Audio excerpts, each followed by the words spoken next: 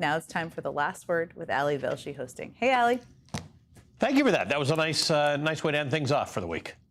We need a little nice moment every now and then, right? Even when there are dark, difficult days to talk about like sometimes, today. Many times a day. Thank you, my friend. You have yourself a great weekend. Ali. We'll see you next week. Thank you. No right is safe in the new legal regime in the court that the court creates. That's Justice Sonia Sotomayor issuing a warning from the bench today, taking the rare step of reading her dissent out loud. In a 6-3 decision, the Supreme Court's Republican-appointed justices restricted the ability for federal judges to issue nationwide injunctions. The case challenged Donald Trump's clearly unconstitutional executive order that was issued shortly after being sworn into office for the second time that denies to certain children birthright citizenship that is guaranteed by the 14th Amendment of the Constitution. The Supreme Court didn't actually decide whether Donald Trump's executive order denying birthright citizenship is constitutional, but the conservative justices did clear the way today for more unchecked actions from the Trump White House. In a New York Times opinion piece titled "The Supreme Court's Intolerable Ruling," David Firestone writes, quote, "What can individual federal courts immediately do when the president issues a blatantly unconstitutional order?" The Supreme Court gave its answer on Friday morning. Not much. In an astonishing act of deference to the executive branch, the Supreme Court essentially said that district judges cannot stop an illegal presidential order from going into effect nationwide. A judge can stop an order from affecting a given plaintiff or state if one has the wherewithal to file a lawsuit. But if there's no lawsuit in the next state over, the president can get away with virtually anything he wants, end quote. The president can get away with virtually anything he wants. Sound familiar? Yeah, you can thank the Supreme Court for that again. Donald Trump has described this as a, quote, giant win in the United States Supreme Court. Even the birthright citizenship hoax has been indirectly hit hard. Once again, the ruling did not address the constitutionality of Donald Trump's ban on birthright citizenship. It did not examine the merits of that case. The Supreme Court's term ended last year with granting Donald Trump broad immunity. In the 20 minutes that Justice Sonia Sotomayor spoke from the bench, she added a line that wasn't included in her written dissent, linking today's decision to last year's immunity ruling. Justice Sotomayor said, quote, "Now the other shoe has dropped on executive immunity." What the Supreme Court did today was hand Donald Trump another pathway to expand his presidential authority with fewer legal constraints. Donald Trump is now free to test the limits of his executive authority in an even more aggressive and far-reaching way and continue the disturbing and dangerous pattern of calling into question the credibility of judges that has become standard from Trump and from his Republican allies. If the court says this deployment of troops into our cities is not legal, would you follow that court's order? It's pending in the courts, Senator. Well, when the court decides, would you follow the court's order decision? I don't believe district courts should be determining national security policy. So you will not be following that? When it goes to the Supreme Court, we'll see. Justices Elena Kagan and Ketanji Brown Jackson joined Justice Sotomayor in dissenting, writing, quote, "The government does not ask for complete stays of the injunction as it ordinarily does with this court. Why? The answer is obvious. To get such relief, the government would have to show that the order is likely constitutional, an impossible task in light of the Constitution's text, history, this court's precedents, federal law, and executive branch practice. So the government instead tries its hands at a different game. It asks this court to hold that no matter how illegal a law or policy, courts can never simply tell the executive to stop enforcing it against anyone. Instead, the government says it should be able to apply the citizenship order, whose legality it does not defend, to everyone except the plaintiffs who filed the lawsuit. The gamesmanship in this request is apparent, and the government makes no attempt to hide it, yet shamefully, this court plays along. A majority of this court decides that these applications, of all cases, provide the appropriate occasion to resolve the questions of universal injunctions and end the centuries-old practice once and for all. In its rush to do so, the court disregards basic principles of equity, as well as the long history of injunctive relief. Granted, to non-parties. The liberal justices add, quote, no right is safe in the new legal regime that the court creates. Today, the threat is to birthright citizenship. Tomorrow, a different administration may try to seize firearms from law-abiding citizens or prevent people of certain faiths from gathering to worship. The majority holds that absent cumbersome class action litigation, courts cannot completely enjoin even such plainly unlawful policies unless doing so is necessary to afford the formal parties complete relief. That holding renders constitutional guarantees meaningful in name only for any individuals who are not parties to a lawsuit. For any individuals who are not party to a lawsuit. Now, keep that in mind, because for those of us who aren't lawyers, this may be hard to get your head around, but we're going to discuss it with a legal expert and a constitutional expert in a moment. Now, in addition to joining Justice Sotomayor's dissent, Justice Jackson writes in a separate dissent, quote, the court's decision to permit the executive to violate the Constitution with respect to anyone who has not yet sued is an existential threat to the rule of law. The majority's ruling thus not only diverges from first principles, it's also profoundly dangerous, since it gives the executive the go-ahead to sometimes wield the kind of unchecked arbitrary power the founders crafted our Constitution to eradicate. The very institution our founding charter charges with the duty to ensure universal adherence to the law now requires judges to shrug and turn their backs to intermittent lawlessness. With deep disillusionment, I dissent, end quote. Joining us now is Professor Laurence Tribe. He's taught constitutional law at Harvard Law School for 5 decades. Professor, it's good to see you, and we really need your help today, not just in opinion, but in trying to make sense of this. What does this mean? What are the dissenters saying about the danger of this decision when it refers to people who have not yet sued, people who are not part of a lawsuit? What it means, Ali, is that the Supreme Court has made it much easier, not only for this president, but for any president, to get away with violating any law, including the Constitution. The example of a hyper-liberal president ordering that agencies of the federal government take away everybody's gun or restrict religious exercise of a kind that doesn't satisfy the views of the majority, those kinds of examples, too, would be subject to this entirely new regime. It's a regime that is completely inimical to the rule of law. In a nation of 300 million people, you can't possibly say that when the Constitution or a federal statute is clearly and outrageously violated, they get to keep violating it unless and until everybody has sued or someone representing everybody in a cumbersome process has achieved standing to sue, unless and until the U.S. Supreme Court speaks. That kind of ruling establishes not just an imperial executive, but an imperial Supreme Court. They have the only binding word.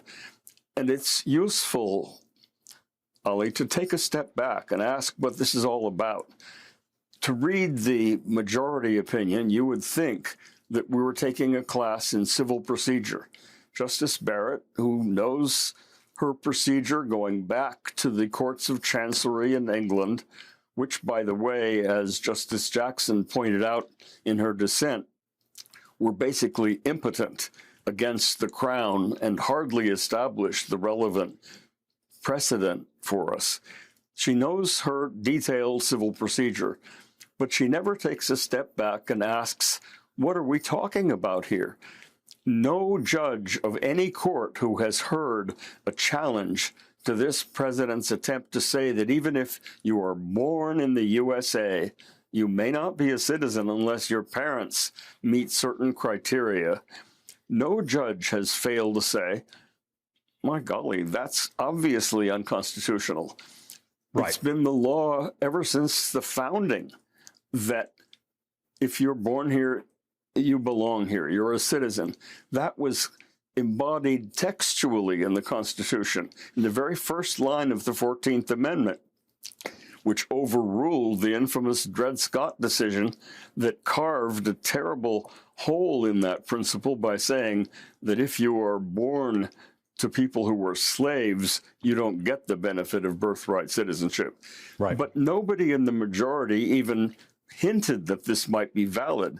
But what they did was say, unless you can meet the requirements of a very cumbersome class action procedure, or maybe take some other circuitous path, you are not going to establish your rights. And it's not clear that this case will reach the court, because if every time the administration confronts a challenge in a lower court, it loses, as it has so far, before Republican and Democratic judges alike, you can count on it not to take that loss to the U.S. Supreme Court, where it might learn that the Constitution means what it says. Instead, they will try some end run around it, like they did this time, and ask for a slight revision in the scope of whatever relief has been granted. Yeah. As Justice Jackson put it, it's catch me if you can. That's what the law now says. Right, and this is interesting because I think there may be a lot of people out there tonight thinking, did the Supreme Court say that Donald Trump can revoke birthright citizenship? Not at all. They didn't touch the issue. The issue here is that the administration says federal district judges cannot make a decision that applies to everybody other than the people who are suing or other than the people in that particular state. So for most of us, this sounds procedural, but to Justice Sotomayor and you and others who are thinking about this constitutionally, it's not a small procedural matter. It's of great import that the court is saying all injunctions and all decisions by federal judges who can see the unconstitutionality of something this administration does are not enforceable across the law. Well, if Justice Barrett were listening, she would say, no, you've overstated it, Ollie, because we did say that if, for example, a state could prove, when we send the case back to the district courts, if a state could prove that in order to get complete relief, it had to get nationwide relief, because people might be born in another state where they're not deemed citizens and then come to the state, the patchwork quilt wouldn't work. And maybe states could prove that they are entitled to a sweeping injunction, but maybe not. We've seen that this court often dangles possibilities in front of us only to pull them back when push comes to shove. And this is a really basic part of what America means, not just the rule of law in the abstract, but law protecting the basic meaning of American citizenship. Other countries, don't say that if you're born there, you are automatically a citizen. Many of the people who are going to lose their American citizenship for an indefinite period will be stateless under this ruling, because their parents come from countries that say that unless you were born there, you don't have a chance of becoming a citizen. And unless your grandparents and your forebears were born there, you don't count. So what we have is a ruling that traps lots of people into lives of continued impoverishment. A lot of these kids will not be eligible for school lunches, for all kinds of aid. There are many things that only citizens can get. And if you are unlucky enough, and there are hundreds of thousands, if not millions of people in this situation, if you're unlucky enough not to be born with the right lineage, this decision sets a trap for you.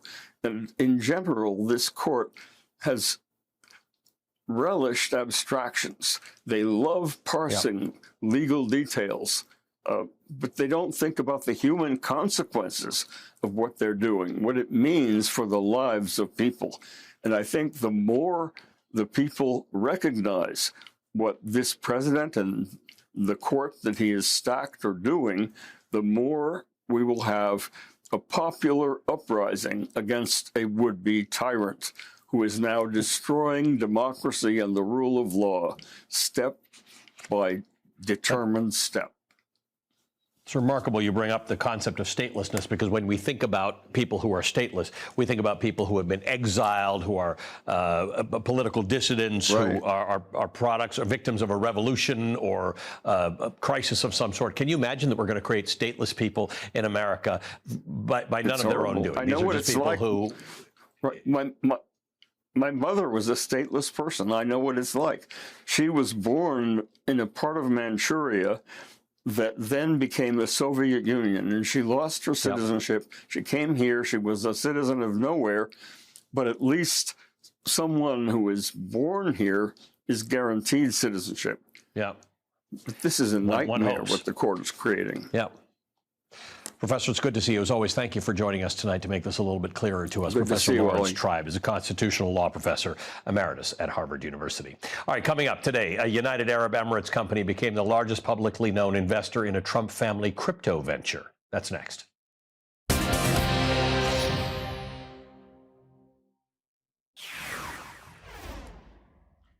Okay, let's play a game. Let's fill in the blank.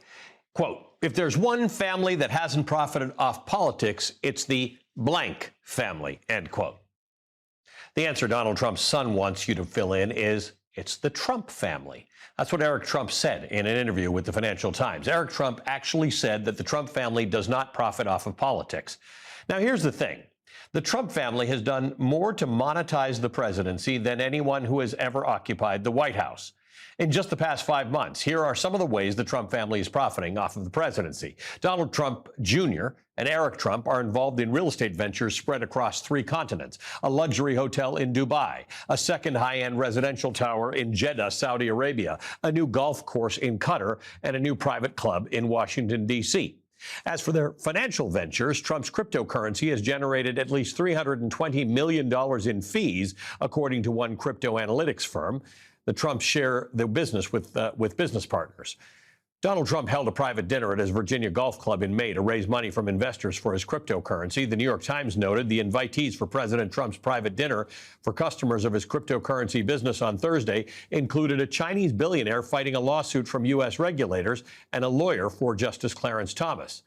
And today, Reuters reports on this influx from a fund based in the United Arab Emirates, where Trump was just on an official state visit 6 weeks ago. Quote, a United Arab Emirates fund has bought $100 million worth of digital tokens issued by World Liberty Financial, the crypto venture of U.S. President Donald Trump's family, becoming its largest publicly known investor, end quote. Donald Trump's family's ventures into crypto have eviscerated the boundary between private enterprise and the government policy in ways without precedent in modern history.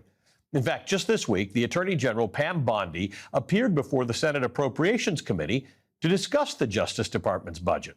But Senator Jeff Merkley wanted some answers as to the business interests and of the Trumps.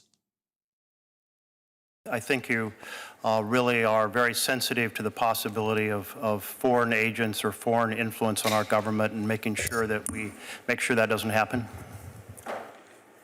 Yes. Yes. I want to know if, when the president held his dinner for 220 individuals who purchased the most of his meme coins, were there foreign interests attending that dinner? Senator, we're here to talk about the Department of Justice and my budget for the upcoming year. Will you appoint a special investigator to make sure that that foreign influence does not affect the policies of the United States of America? I'm not going to tell you what I will or will not do, other than I will do everything to keep the people of your state safe. Wow.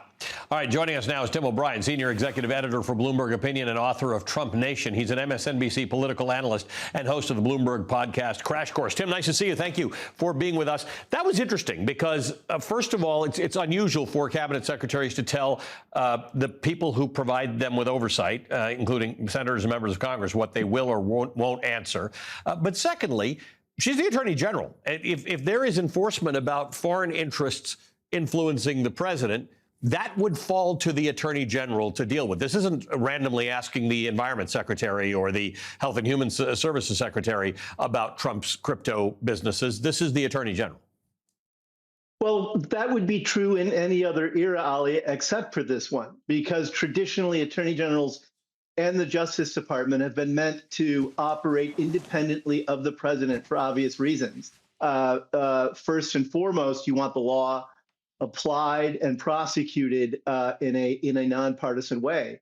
And of course, there have been presidents throughout history who thought to do otherwise, especially in the modern era, famously Richard Nixon.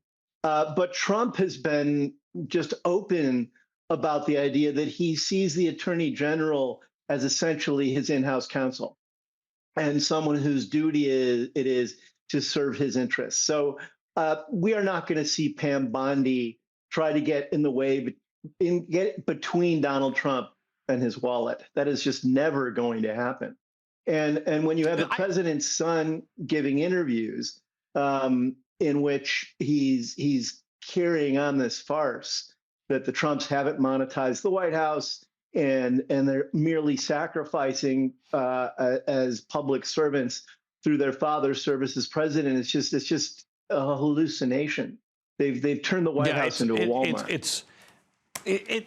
So the question here is, when it comes to cryptocurrency, there's sort of an added level of complexity because we don't really regulate these things all that well, and it's this thing that you can buy, and it's sort of different than taking a hotel room at the Trump Hotel. But all of this is of a piece, right? It's the idea that people who may have business before the American government, or things they want from this White House, or cases they want to disappear, or criminal charges they want to disappear, now have this new methodology by which they can invest in or with the president and his family and their ventures and maybe get favorable treatment on the other side.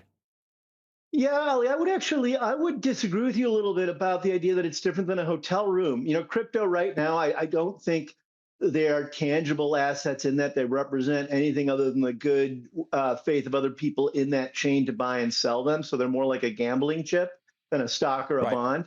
But if you look at any transaction as potentially compromising a president, I don't know there's a difference between investing in crypto or renting a Trump hotel room.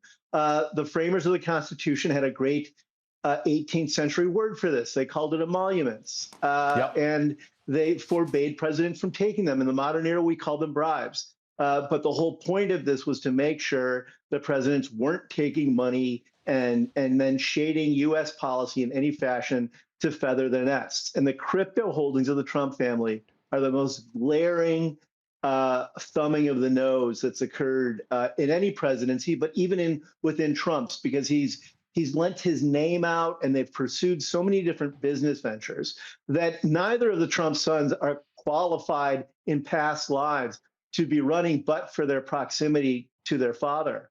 I would also point out that, you know, the UAE invested about $100 million or so, I think, according to Reuters reporting, in Trump's cryptocurrency venture. Just in recent days, the Trump family paid off, I think it's $115 million mortgage on 40 Wall Street. This was a building in Manhattan that was deeply underwater. It was one of the things Trump was saddled with when he left the White House at the end of his first term, deeply indebted in a real estate market, remember, that had been hollowed out by COVID, urban real estate. And this was one of his prized assets. And there was a lot of speculation as to whether or not he'd be able to refinance that loan or pay it off when it came due. And it was coming due very soon. And so you have to wonder if the timing of this UAE investment and the Trump family's ability to pay off a debt that was weighing down on them are related. But even if they aren't, the fact that Trump was able, someone who has never been in different parts of his life, has frequently been cash flow negative, as they say in the trade, suddenly has very deep wells of money to dip into to get past financial challenges. And that wasn't always the case. And he has certainly monetized the White House. His sons have, his son-in-law, Jared Kushner, have. And it is a perversion of good government. And that's a nonpartisan observation, and it's a stain on the Oval Office. Yeah, I mean, you mentioned Jared Kushner talking about people who weren't qualified to do things. He got this big investment from the government of Saudi Arabia, or the sovereign wealth fund, also no qualification to run such a thing. Tim, thank you, my friend, for being with us. Tim O'Brien, Thank you, Ali. Joining us tonight. All right, coming up, Donald Trump is mad that Canada wants to put a small tax on American tech companies, so he's decided to end all trade talks with Canada and is threatening huge tariffs in retaliation. A tax, by the way, which will be paid by you, the American consumer. That's next.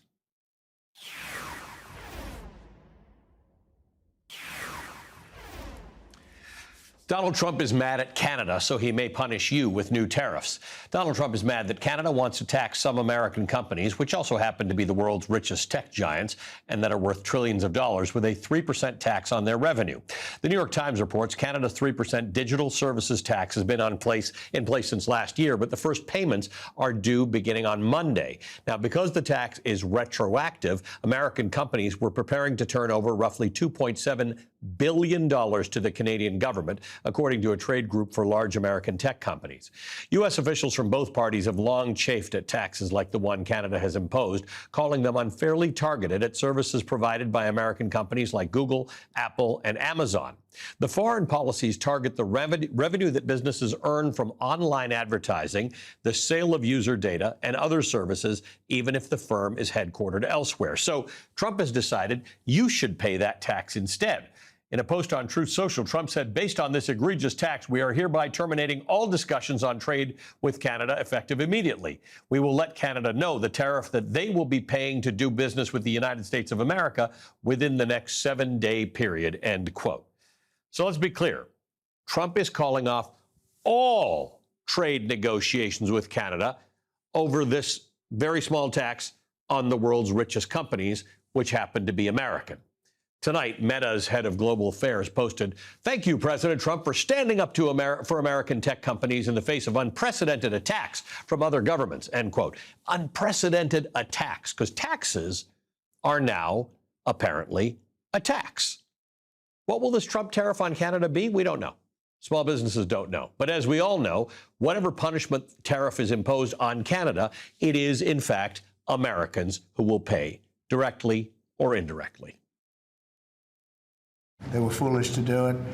And so I said, we're going to stop all negotiations with Canada right now until they straighten out their act. We have all the cards. We have every single one.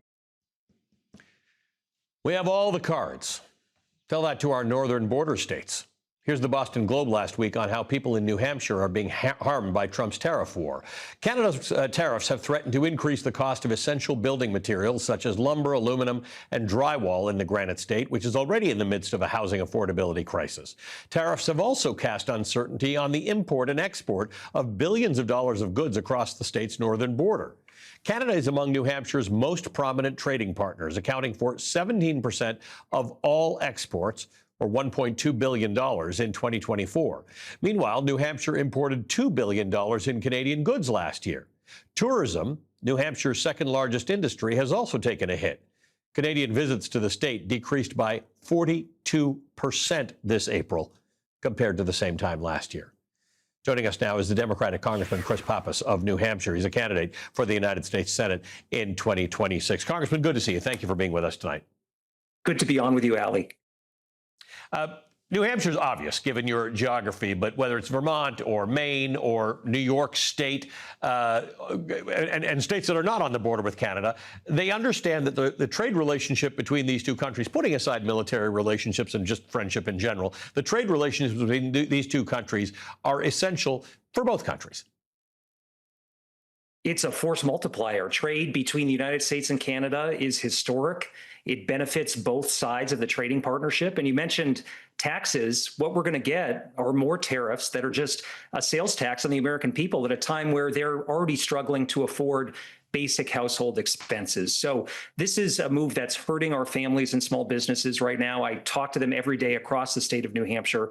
People know how strong that partnership is with Canada. People have family relations on both sides of the border. New Hampshire exports over $1 billion worth of goods to Canada. And we rely on those Canadian visitors, especially during the summer months. And as you mentioned in that report, they're not showing up in the same numbers. So this is going to have a direct impact on our economy. And the uncertainty and instability that President Trump has created here is a chaos factor that businesses just can't afford to deal with right now. They've already dealt with the supply chain challenges and workforce shortages just after the pandemic. Right now, they're having trouble predicting what's around the corner. The tariffs are on, they're off, they're on again. He's negotiating, he's not negotiating. So they're not hiring in the same way they were. They're not filling positions. They're not buying that new piece of equipment. It's slowing our economy down, and it's going to have a direct impact on our Main Street economy. So there are several things going on in the Canada-U.S. trade agreement. One is Canadians are just a little bit mad about this whole 51st state thing and the threats and all that from what is really their oldest friend, you know, since Canada was formed, number one. Number two, there's a little bit of fear. There are a lot of Canadians who are, you know, worried about this immigration stuff. A lot of immigrants in Canada who would be tourists to New Hampshire or anywhere else who are just a little fearful about getting swept up in something in the United States. And then there's this buy-at-home mentality, which, having grown up in Canada, I have to tell you, was not that prominent. I mean, the fact is people want the best deal they can get. If the goods come from America or they come from Canada, they didn't distinguish. But now there's a sense of, if I can buy something that's made in Canada, I'm going to do that. I'm not going to take my tourist dollars to the United States. What's your fear, as somebody from New Hampshire, about the lasting effects of this? Because these tariffs can go away and we can have a normal relationship with Canada again. But is there something that is that's building that may not be reparable? Well, I think so. I think it's fraying the relations between both of our countries, between people on both sides of the borders, communities that have long had indelible relationships that are being disrupted by all this. And again, the cost impact and the economic impact is something that we're seeing happening and unfolding in real time right here on the ground in New Hampshire. So we need smart policies. We need rules of the road here that are predictable. That's why I've introduced legislation in Congress with my colleague Kelly Morrison from Minnesota to eliminate the Liberation Day tariffs that are affecting the small business community right now. Let's at least exempt those small businesses that don't have armies of lawyers to go directly to the administration and try to beg for relief. We should be doing everything we can right now because we know the economy's fragile. It shrunk by 0.5% in terms of GDP in the first quarter. We're seeing consumers pulling back. So there's some warning signs right now that we've got to heed. And the president can back off this trade war in a way that allows us to restore relations across the border and continue to benefit from the relationship and the trade that is absolutely essential. Congressman, good to see you. Thank you, as always. Congressman Chris Pappas is a candidate for Senate in New Hampshire. All right, coming up, Republicans have a big problem. A Republican lawmaker from a red state that voted to elect Donald Trump by 15 points writes an op-ed today that says our state cannot survive this bill, as Republicans are working through the weekend to try and ram that big so-called beautiful bill through Congress. That's next.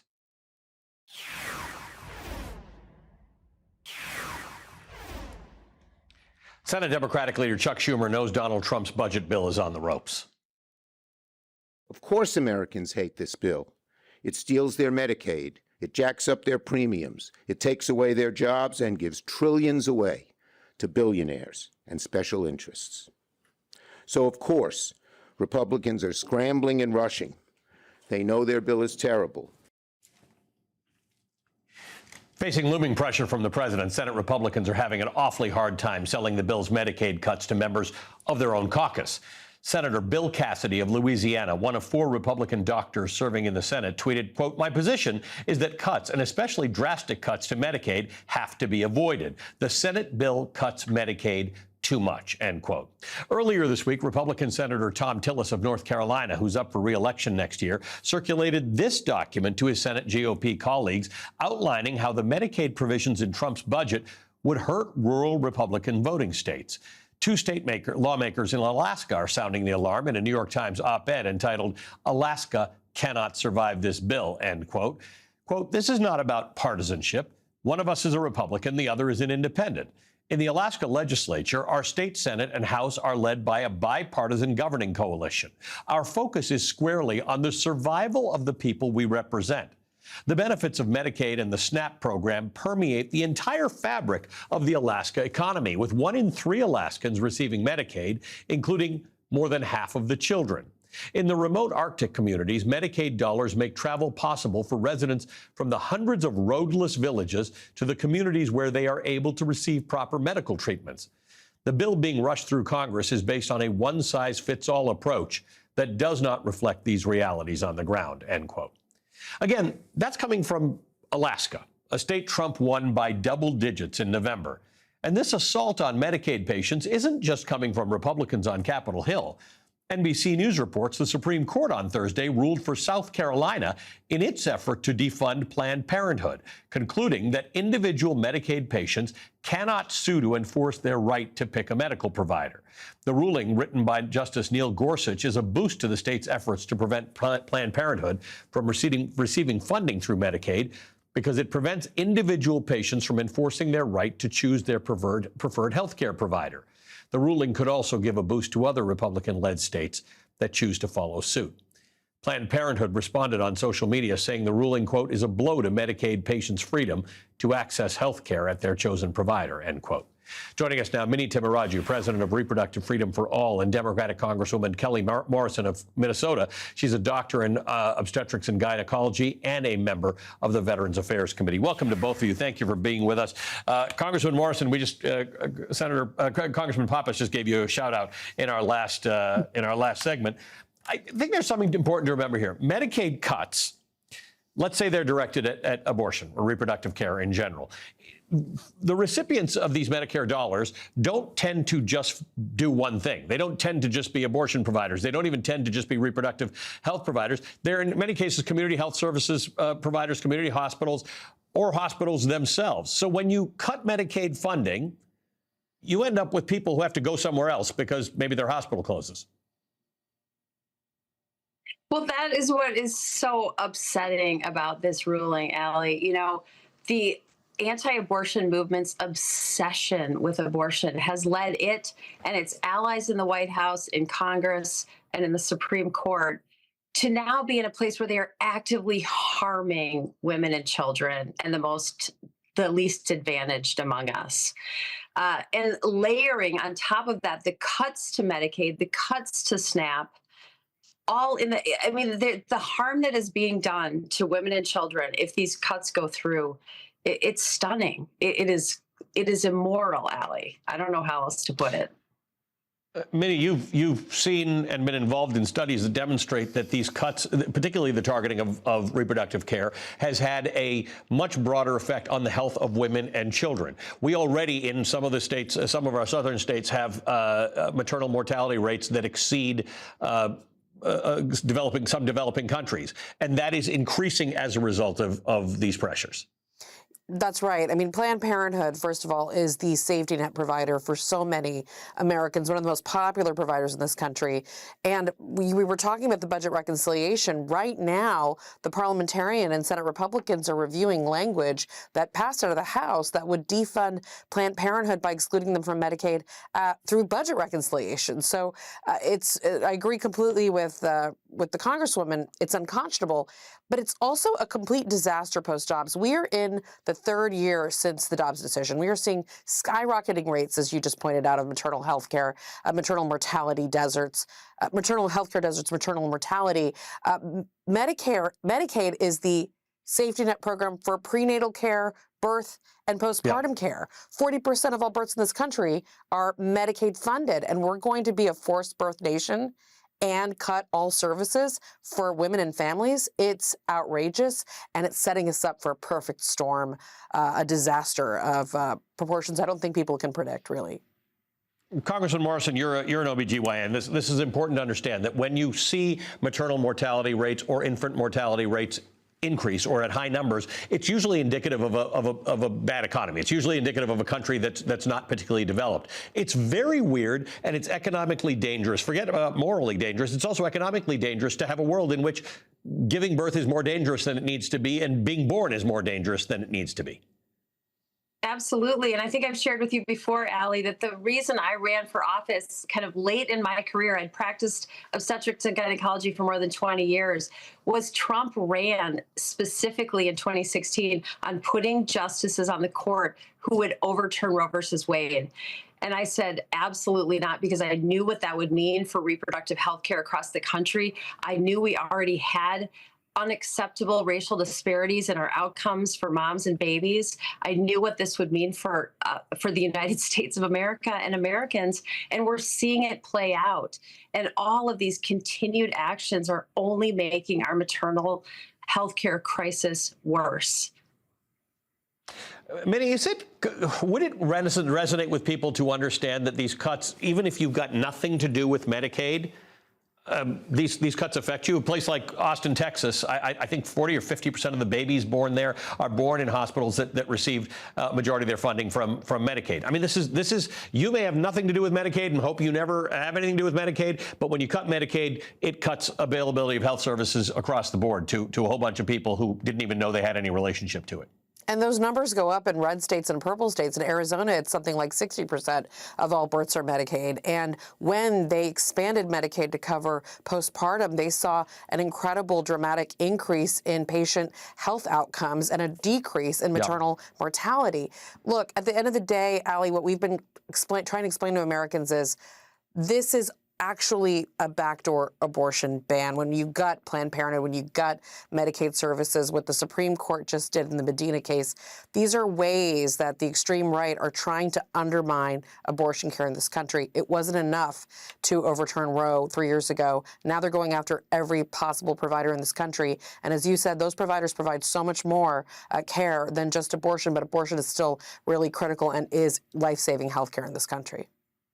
And Thanks Allie, to both I'm of you. so We glad appreciate that it. you. Oh yeah, go ahead, Congresswoman. I'm so glad you brought up the fact that these Medicaid cuts impact all of us. I've been hearing from patients and providers, hospitals in my district who are literally going to have to shut their doors. So if you don't get your health insurance through Medicaid, or you don't even know anyone who gets their health insurance through Medicaid, this will affect you too. This is an all of us problem because hospitals will close down, clinics will shut down, we will be less healthy overall, and we all will have less access to health care. This is incredibly dangerous. And that is something we all have to understand right now. Thanks to both of you. I appreciate it. Minnesota Congresswoman Dr. Kelly Morrison and Minnie Tamaraju, president of Reproductive Freedom for All. We'll be right back.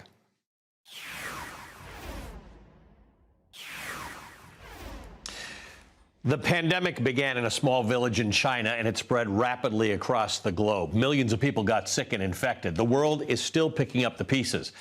And I'm not talking about the COVID-19 pandemic. I'm talking about the premise for tomorrow's Velshi Band Book Club feature, Max Brooks' 2006 apocalyptic zombie horror novel, World War Z. That's tomorrow, 10 a.m. Eastern on Velshi. And that is tonight's last word.